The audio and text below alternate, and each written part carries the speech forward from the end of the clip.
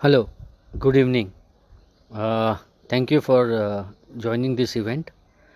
And one question I'm sure के हर किसी के दिमाग में होगा, irrespective of person. I would say anybody and everybody would have one common question in current time. Okay, am I going to be okay? And well, today it is my effort to put some thought and clarity on the same question which is in the mind of everybody and anybody. और इसके लिए हमने थोड़े सर्वे भी किए थे and we tried to shortlist few questions. And first of all thanks for everybody who participated in those survey और on those questionnaires. Thank you so much. And हम ट्राई करेंगे कि मैक्सिमम क्वेश्चंस हम आंसर कर पाए, but at the same time हमें बहुत लंबा सेशन नहीं रखना है. तो we want to be very specific and very crisp and very simple. तो we will only answer few questions, rest but for sure हम आपको पर्सनली उसके आंसर्स डेफिनेटली देंगे. तो लेट अस स्टार्ट. पहला है what is financial cushion. Financial cushion क्या है? तो वेल करंट दौर में, अभी का जो दौर है, where everybody has some doubts on their financial stability or on their cash flows, तो वहाँ पे ये फाइनेंशियल क्वेश्चन बहुत इम्पॉर्टेंट होता है. तो पहली चीज़ जो हमें समझनी है कि we all are very much और very highly dependent on our earning capacity. How we are dependent? तो we try to fund all over expenses. हमारे ऑब्लिगेशंस है, हमारे एक्सपेंसेस है, हमारे एस्पिरेशंस है, हमारी नीड्स है. ये हर चीज़ को हम फंड कैसे करते हैं? हमारी अर्निंग कैपेसिटी से. And there can be some contingencies in life and mind it, वो कंटिंजेंसी कभी एक बार नहीं आती. आज उसका साइज़ बहुत बड़ा है, आज वो it is applicable world wide, everybody is part of it. तो वो थोड़ा ज़्यादा हाईलाइटेड है कि this a contingency is an unknown event, जहाँ पे कहीं ना कहीं हमारी अर्निंग कैपेसिटी कंस्ट्रेंट हो जाती है, right. So there is a direct impact on our earnings, earned income. Either it can be a temporary impact और it can be a permanent impact. One thing is for sure कि this things to keep coming in life. The only thing is they are not certain. So what to do about that? तो first thing is we need to be very clear कि financial cushion का मतलब है कि ऐसा कोई भी impact हो, उसको हम कैसे, वो इम्पैक्ट को हमें लिस्ट उसका हमें शॉक लगे. इट्स लाइक एन एयरबैग, कि जब एयरबैग ओपन होता है तो it tries to minimize the injuries. It is not completely avoiding the injuries, but it is minimizing it and it is trying to make sure कि वो फेटल injuries ना बन जाए. तो उसके लिए पहली चीज़ है कि हमारे पास at least 3 months of our income should be in liquid assets like fix deposits है, short duration fix income funds है, गोल्ड फंड्स है. सो दिस आर, उसमें हमें एटलीस्ट हमारे या तो 3 months, anything equivalent to 3 months of our gross income या 6 months of our fix expenses, उतनी liquidity at any given point of time हमें हमारे इन्वेस्टमेंट पोर्टफोलियो में मेंटेन रखनी चाहिए. That is one. Second, we need to be adequately insured. Health, we don't know when expenses happens in related to health, और होते हैं तो बड़ा अमाउंट होता है. तो थंब रूल ये है कि एटलीस्ट 1 year ऑफ इनकम, जितनी भी हमारी 1 साल की ग्रॉस इनकम है, उतना तो हमारा हेल्थ इंश्योरेंस कवर होना चाहिए. उससे क्या होता है कि we are fixing the cost. If you are not insured, आपने आपका कॉस्ट फिक्स नहीं किया. हमें नहीं पता है हमें कब बीमारी होगी, अगर बीमारी होगी तो किस लेवल की होगी, क्या हम हॉस्पिटलाइज होंगे तो कितने टाइम के लिए होंगे, क्या हम रिकवर करेंगे कितने टाइम में. तो ये सब चीज़ें हमें पता नहीं होती. तो उस टाइम पे जब आप इंश्योर्ड नहीं होते हो, तो वो जो एक्सपेंस है वो अनडिफाइंड है. It could go to anybody and any, so undefined an amount, या वो अमाउंट सर्टन नहीं है. जब कुछ चीज़ सर्टन नहीं होती, आप उसको प्लान नहीं कर सकते. The minute you buy a health insurance, the premium is the health insurance cost. आपने वो अनसर्टन अमाउंट को फिक्स कर दिया equivalent to your premium, right. तो वेरी इंपॉर्टेंट कि एटलीस्ट 1 साल की जो अपनी इनकम है उतना हमारा मिनिमम हेल्थ इंश्योरेंस होना चाहिए. आइडियली हेल्थ इंश्योरेंस कितना होना चाहिए? तो I would say 5 years to 7 years of our income, that should be an ideal health insurance, but minimum 1 साल का तो होना चाहिए.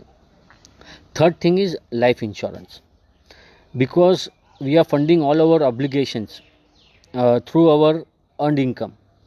Also the liabilities are being funded. जो भी EMIs है हम हमारी अर्नड इनकम से पे करते हैं, right. So it is very important to protect that, because आप सब कुछ प्लान कर सकते हो बिजनेस में या जॉब में. कोई भी uncertainty, you can plan lot of things, but one thing we can not plan is our life line. We don't know it, right.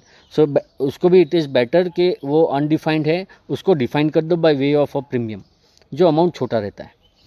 तो अभी कितना लाइफ इंश्योरेंस कवर होना चाहिए? तो it should be ideally between 10 to 20 times of your annual income. That is what एक thumb rule है.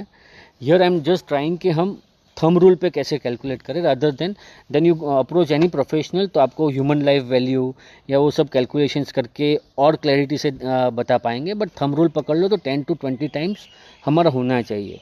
यानी एक है emergency fund, second is health insurance, third is term plan या लाइफ इंश्योरेंस. तो that defines our financial question. This will ensure कि कुछ भी अच्छा, if we do all these things, does it assure that we'll be ready for any kind of unforeseen event or any kind of shock?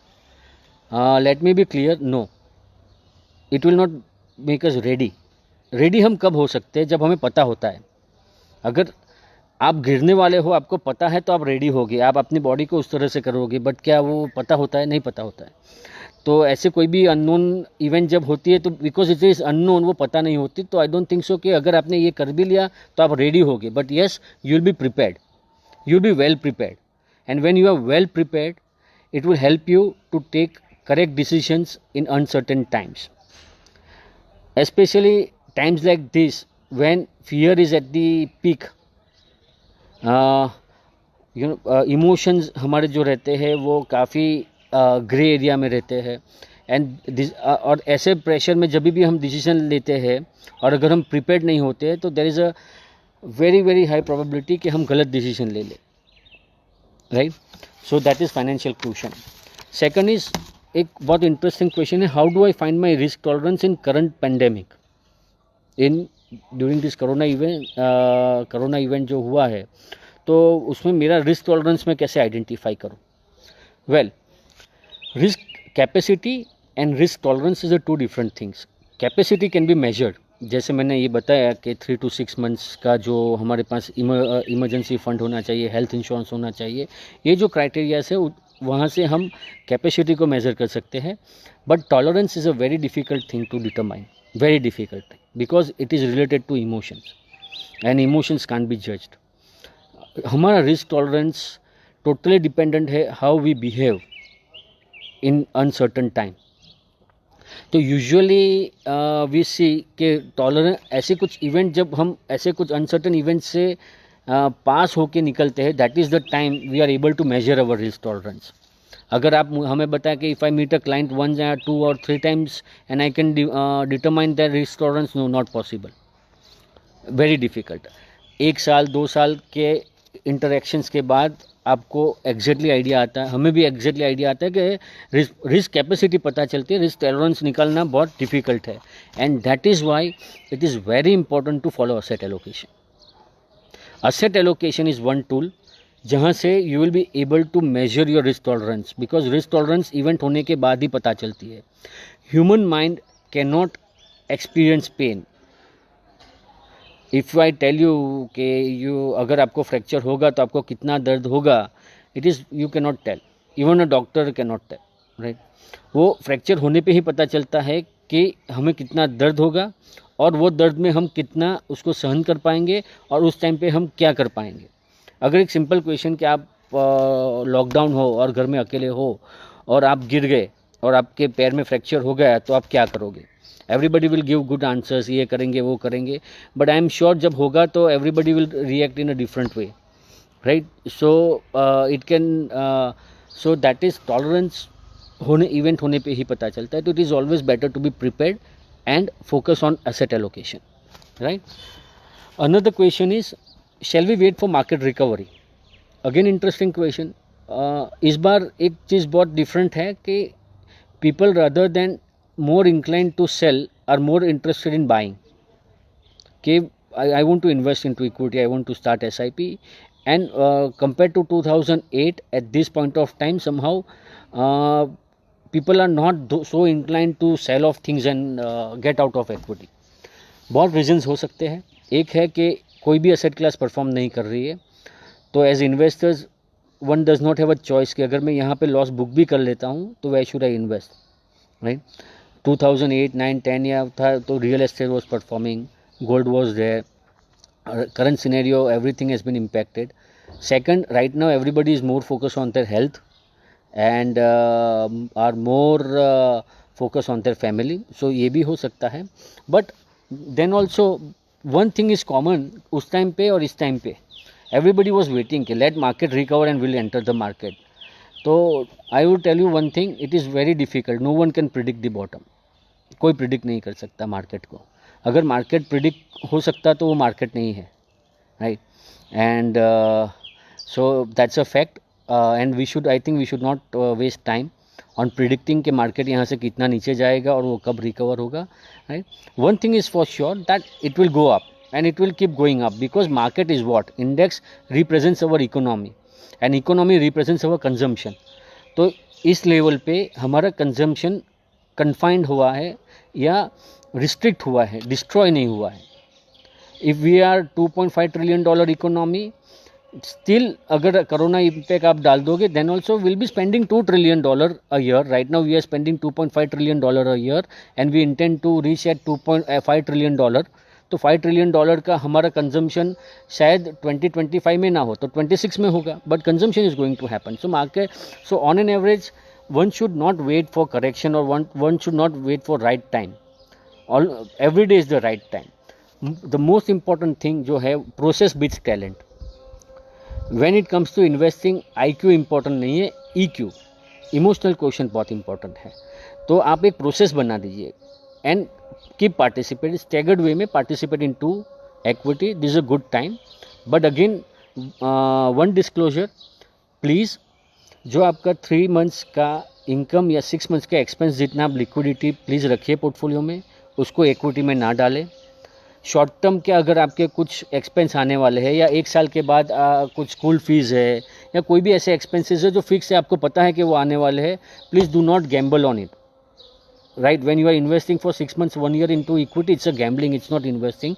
तो ऐसे पैसों को आप ये कि भाई मार्केट बहुत गिरा है तो वी डोंट नो, बट जो उसके अलावा का आपके पास जो भी सरप्लस है जो आपको 3 साल 5 साल तक ज़रूरत नहीं है, this is the best time to invest and for that we should not wait for the market to recover.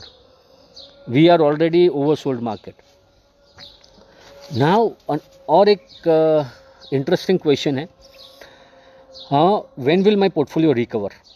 मैंने एक्विटी में इन्वेस्ट किया था, मैंने रियल एस्टेट में इन्वेस्ट किया था, काफ़ी चीज़ों में इन्वेस्ट किया था and things have come down and my portfolio is negative and क्या लगता है कब तक my portfolio will be recover?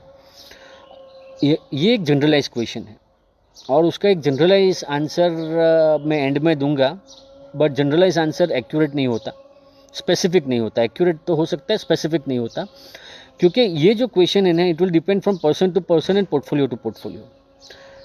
Important ये है कि बिफोर करेक्शन आपने असेट एलोकेशन ऑब्जर्व किया था नहीं किया था, और असेट एलोकेशन में आपने कितना परसेंटेज इक्विटी में रखा था, राइट.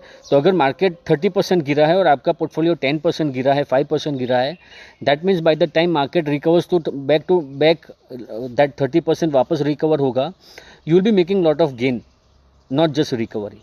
लेकिन अगर आपका पोर्टफोलियो 30% गिरा है या 35% गिरा है या इक्विवेलेंट टू इक्विटी, या you are 100% invested into equity, so आपका भी पोर्टफोलियो 30% गिरा है, यानी मार्केट जितना ही गिरा है. तो यहाँ पे एक मैथमेटिक्स बहुत सिंपल है कि 100 rupees invested, 30% correction would be 70 rupees. On 30% recovery that 70 will become 91, not 100. So let's say if market recovers 30% in 3 to 6 months, does not mean your portfolio will recover if you have corrected equivalent to market, right? तो अगर आपने तो वो recovery शायद आपकी लंबी time आ जाए, it could go to 9 months. Third thing, how are you behaving in current point? If you have invested on basis of past performance, तो last 3 years there was market polarization, 10 to 12 stocks was driving the market. तो जो भी fund है जो हुआ जिसमें ये stocks का वेटेज हाई था, दे वर डूइंग वेरी वेल. और अगर आपने उसमें इन्वेस्ट किया है और करेक्ट हुआ है तो it may take very long time to recover.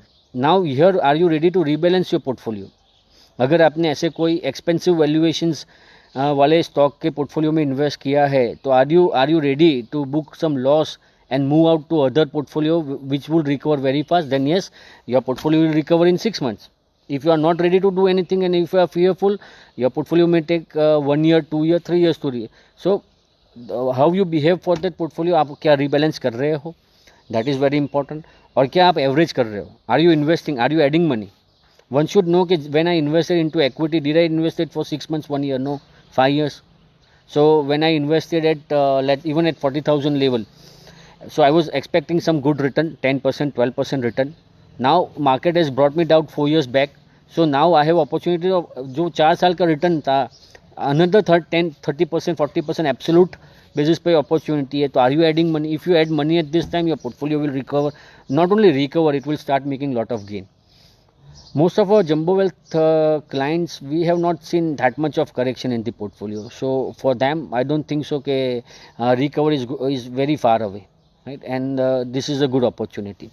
So it will all depend on how we are managing our portfolio. Recovery will depend on our how we manage it, what crucial decisions we take at this point of time, right? And that's why we say कि trust your professionals, right? और एक question है कि are mutual fund safe in current market? Well, one thing, are we at an extinction level event? You think that human race will be totally wiped off from this planet? मेरा personal opinion ये है कि human race को सबसे बड़ा अगर danger है ना एक्सटेंशन लेवल का या कुछ, सबसे बड़ा डेंजर अगर ह्यूमन रेस को है तो वो ह्यूमन से ही है, वायरस से भी नहीं है. The day we will be wiped out from this world, I think it would be responsible by a human being, not by a virus, right? तो आर म्यूचुअल फंड सेफ? तो sir again here it is our behaviour which is very important. अगर हम mutual funds को सिर्फ equity के angle से देखते हैं, सिर्फ पास परफॉर्मेंस के एंगल से देखते हैं, सिर्फ पीयर प्रेशर के ओके ये पैसा बना रहा है, वो पैसा बना रहा है, ये भी स्मॉल कैप में डाल रहा है, मेरा पड़ोसी भी स्मॉल कैप में डाल रहा है, my cousin is investing into small cap and I want, so fear of missing out FOMO, and you are investing into mutual funds, or you are investing because some banker came and told you okay you will be getting 1% every month, you invest XYZ amount, 10 lakhs आप डाल दो तो आपको 12% तो assured return है, and you are investing, then I am sorry to say mutual fund would never be good, not even in this pandemic, anytime it would never be good. So one has to understand that mutual fund is a investment vehicle through which you take exposure to different asset class. You can invest into gold, you can invest into real estate, you can invest into equity, you can invest into fixed income. It's a vehicle, it's not an asset class. Unfortunately India में हम mutual fund को एक asset class की तरह देखते हैं, right? तो mutual funds are always a good to invest. I think this is the best thing that has ever happened to India, that is mutual funds, right? One question के stock ideas, 3 stock ऐसे बता दो जो यहाँ से बहुत अच्छा return बना ले. वेल अनफॉर्चुनेटली या एलिसन विला का I will try to address something in English also, sure, why not, but sorry the majority audience today is from India, and right now we are trying to address something which is in India, right? Okay, but I would be speaking few English words. I am sure you will be able to pick up, and money speaks no language, right? Money can be understood in any language, right? 3 stocks. Well, unfortunately the law does not allow me to publicly comment on stocks. Also I am not an expert in stocks. मेरी expertise है behaviour management में, मेरी expertise है asset allocation में, money management में, wealth management में, contingency planning, risk management, this is my expertise. मेरा खुद का पैसा अगर मैं म्यूचुअल फंड्स पीएमएस उसमें इन्वेस्ट ज़्यादा करता हूँ compare to stocks. But one thing कि अगर आपको स्टॉक आइडियाज़, तो are you reading the balance sheets? क्या आपने वो स्टॉक आइडियाज़ सिर्फ मैं 3 नाम बता दूंगा आप ले लोगे? आप उसको कब बेचोगे? कब बेचोगे? Very difficult. Please don't go into that, don't break the pattern, invest into good quality mutual funds, and I am sure you will be making good money. अच्छा, a very interesting question, बहुत अच्छा question है। Best form of investment post covid. Post covid यानी it is an optimistic question के will be out of this pandemic, and yes we will be definitely. Time again is time frame थोड़ा problem है to decide, but yes 3 months, 6 months, 9 months, I think in a year people will forget it also, right? So post, once we recover from all this thing as a pandemic, which is the best investment option? Well, my answer is our own self, our mindset. That is the best investment option. बहुत सारे learnings है ये lockdown से। 21 days का lockdown, then it came to 40. My biggest learning, you know, quarantine, ये word we have used it many times. हमने movies में भी बहुत देखा है, हमने क्वारंटीन वर्ड भी बहुत यूज़ किया है। कल मुझे पता चला कि quarantine is a Italian word, ये भी पता था। But yesterday I came to know कि quarantine is definition for 40 days of isolation is known as quarantine, right? So lockdown has been a good learning process for, I think best investment is our own self. सबसे बड़ा learning एक ही है, don't be just dependent on your earning capacity, create secondary income, create passive income, right? Focus on family, health and investing. 3 चीज़ पे focus करना बहुत ज़रूरी है। That is the best investment you will be doing. Earned income is not permanent, please remember that, please don't forget that message. What corona virus has taught us, earned income is not permanent. ये fact था, हमें सिर्फ we were not acknowledging it, because today we are sitting at the home, we are not sure about our business, our profession, our job. Now we know कि यार we need to have multiple sources of income, especially passive income, जहाँ पे हम involve ना हो सके, right? So that is, I think, base COVID, the best investment is in our own self. And you know one thing, the most interesting thing about pandemic, coronavirus, big nations spend billions of dollars or on becoming nuclear power, on reacting, अगर nuclear attack होता है तो क्या करना, उस पर we spend billions of dollars, we हम सब आ गए, all big nations including our country, but we ignore medical facilities, right? एक virus has put even those big nuclear powers on panic. So same, तो यही चीज़ हम भी करते हैं। To be powerful, to be acknowledged in society as successful, we spend on big homes, luxury homes, farmhouse, cars, branded clothes, perfumes, events, right? We do that like nuclear. So हम nuclear पे बहुत खर्चा करते हैं, basic necessities पे focus नहीं करते।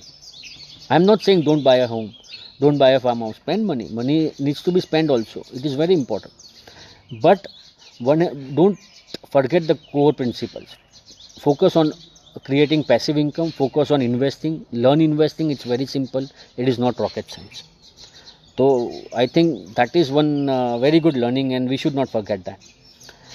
अच्छा, and another last question I would like to address is कि क्या पुराने जो भी नॉर्म्स थे इन्वेस्टिंग के, या जो भी फंडामेंटल्स थे, प्रिंसिपल्स थे, क्या ये बदल जाएंगे?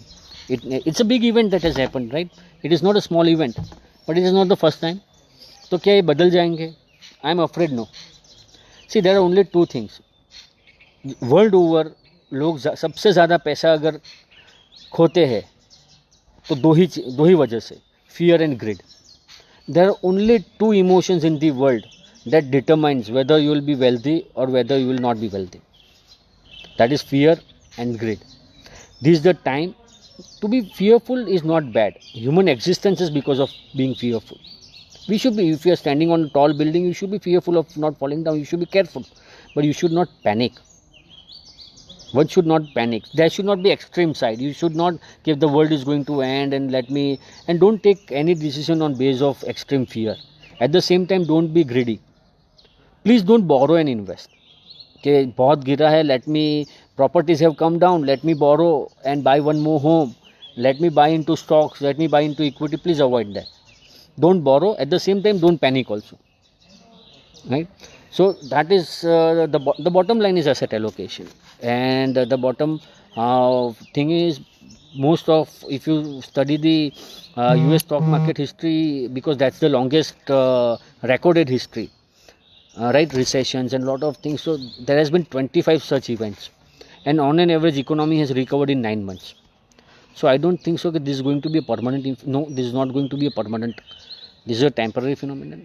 We'll come out of it definitely. हम लोग बाहर आएंगे, उसमें कोई प्रॉब्लम, इंडिया शायद जल्दी बाहर आएगा डेफिनेटली. फ़ायदा एक इंडिया का ये है कि हमारे असेट ज़्यादा है कंपेयर टू लायबिलिटीज़. हमारे सेविंग रेशियो है कम हुआ है, हमारा सेविंग रेशियो फिर भी, and that is why we are not panicking like the foreign country. Many countries are not able to do lockdown क्योंकि पूरी इकोनॉमी क्रेडिट पे है.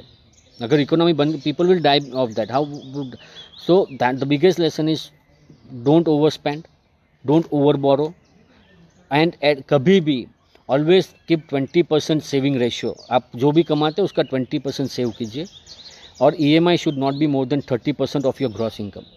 If you are earning 1 lakh rupees, please, your EMI should not be more than 30. Remember, we'll definitely come out, but this is not the only event. आगे भी होंगे, different होंगे, कुछ और होगा, पर होगा. तो be prepared. We can never be ready, but be prepared. And I wish you all good health. This is a good time to introspect in our own self, to invest in our own self, and to focus on generating secondary income. Thank you so much. Any questions we will love to answer. हमें definitely 1-to-1 सबको हम answer करेंगे. Please put it down. बाकी related to market क्या है, क्या लगता है, तो वो हमारे न्यूज़लेटर में हमने कवर किया है. So I did not take up here. Please go through that. There are many good data and logics being there. और एक ही चीज़ है, थिंक फ्रॉम लॉजिक. रूमर्स पे मत फोकस कीजिए. कल एक मैसेज आया कि US में इतनी डेथ है कि 18 घंटे का जॉब करने के बाद क्रेमेटरी में बंदा स्ट्रेचर पे सो गया और दूसरे बंदे ने उसको डेड बॉडी समझ के जला दिया, राइट. अभी हमने पढ़ा, वी फील सो बैड कि oh my god, some 48 year old guy, उसको किसी ने जला दिया. वो सो रहा था 18 घंटे तक, वो कॉन्स्टेंट काम कर रहा था, यानी कितने डेथ हुए, राइट. एंड हमने फटाफट उसको शेयर कर दिया. मैंने सोचा कि यार थोड़ा उस पर सोचते हैं ना. See, please don't react, act in this situation. एक ही मैसेज है, डोंट रिएक्ट, एक्ट. है कि यार ऐसे कोई सो जाए तो कोई उठा जाएगा कि पता नहीं चलता डेड बॉडी. और जलाते क्यों हैं? वहाँ तो दफनाते हैं, तो जलाते हैं. ओके, पेंडेमिक है तो वहाँ पे ये होगा कि if it has died from some virus, burn it, but there must be some procedure. ऐसे तो कोई, and one guy, a young guy would pick up a 48-year-old guy and just put in, that guy would not wake up, right? And I googled it and it was a hoax. It was a false message. It was some satire done by some media, right? So please stay away from people whose business is to earn by spreading fear. Please stay away from such things, and please do not share them. Yeah. Thank you very much. Thank you all. Wish you all good health, prosperity and happiness. And hope we keep doing these sessions. Thank you so much. और please आपके feedback share कीजिएगा. It will be very helpful to us. Thank you so much. Good evening and stay healthy.